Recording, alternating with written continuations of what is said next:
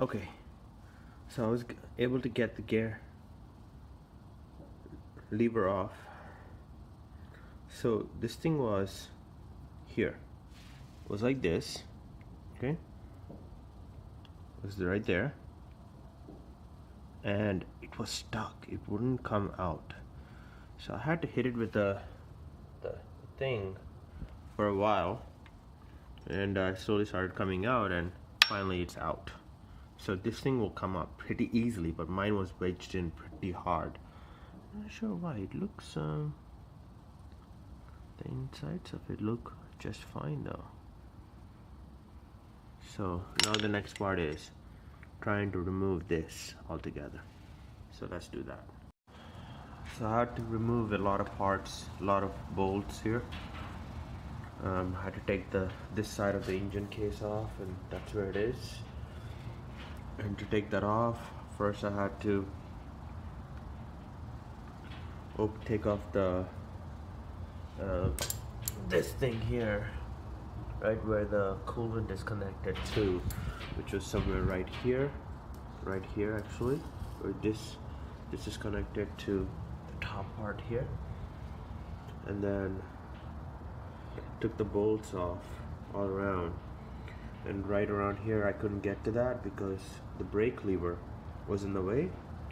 So I had to take the brake lever off. To do that was kind of hard. Took the bolts off, and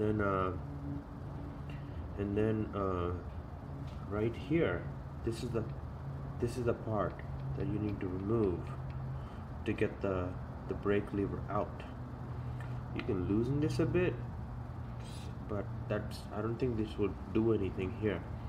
Behind this there's a bolt and there's a hook, and that hook was kind of bent into both directions. I had to bend them back into a straight line and yank it out of there, and that took a little bit of effort there. And then disengage this, and there's another spring here that you have to disengage. And after that I have to disengage this, the clutch, and the clutch, this one right here. Take that out, and you have to take this part out, which is right around here to here, something like that. And then the piece comes off pretty simple after that. You know what you're doing, should come off pretty easily. You can see the clutch plates, pretty interesting. Gears, chain driven, I guess, right here. And then there, that must be the one, the shifter shaft that I'm gonna have to remove, which hopefully it's easy to remove. Let's give it a try. It took me a little bit, probably about 10 minutes, to get the old spindle out. That's the new one, by the way.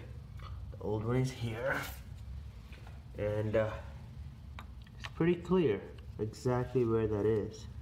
See, this part right here is bent downward, probably a millimeter or less than that, and that's caused all the problem.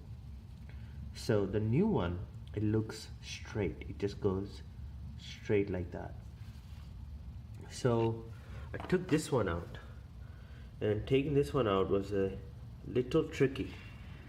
And because I was trying to pull this up here, I push this up, push it up, and then pull it out. But actually the right way to do it is pull it down, and as you pull it down, just pull it, and it just comes out all the way. Obviously, because that thing is blocking that, you have to pull it down. For some dumb reason I was pushing it up. But anyways, that came out, and then I had a new spring right there underneath it. Not sure you can see, there's a spring right here, right underneath it. It's right here actually. So here's a spring, And here's this little, I'm not sure what that is, a gasket what that is. Maybe it's a gasket, small tiny one. So I had a new one there on it, and it's pretty hard to get that gasket in there, but the right way to do it is you get it in there. I use the hammer, just lightly tap it, and the gasket moves from here downward. Once it moves downward, you can just use both of your hands and just pull it down all the way down here, and it locks in here, which there's like a tiny little gap there, and it locks it in there in place. So, and I was able to do that when I put that in, and then I pushed it in all the way after that, and then it got stuck. So what I used at this point is, as I went all the way to that end, I used a screwdriver. I used a flathead screwdriver right here, and I pushed this part of that spring, this one, I pushed it that way as I was pushing this, no, as I pushed it that way, it went and locked on the other side of this round cylindrical thing, and it eventually, and I just had to push it in after that. Now it's locked in place. So the new shift spindle or shift spindle is in place now.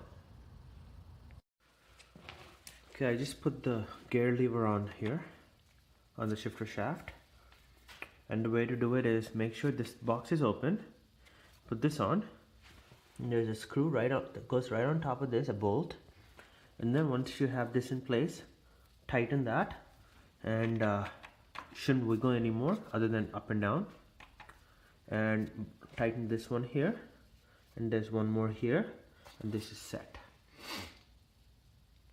Alright, so finally everything is done. Went for a test ride, everything worked properly, there are no leaks, all seals are completely intact. There was a little bit of burnt smells, probably from all the oil. I'm sure I'm gonna smell that for quite a good amount of time. All that oil burning off from like all these sides and stuff. This one got a mousse forged bendy one, so this won't cause a problem, and it won't bend, and even if it does, don't try to fix it here. Open it, take this off, bend it back, put it back in. So mistakes I've made, what I wouldn't do again. So I didn't have to open this piece at all. If I have to redo it again, take this one here, take this piece off, and go to the other side, and you got to do the full thing over again, all over there. And that was it. So what did I do overall? I took the panels off, I took the gear lever off, I took panels off, right? Yeah, the side case. Took the panels off, and the other side, didn't have to touch these panels.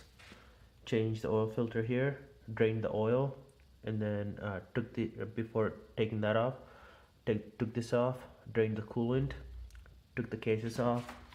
But to get this off, I had to take this one off, and then but to get this off, this case off, I have to take the brake pedal off, and in the video it talks about how to handle that piece.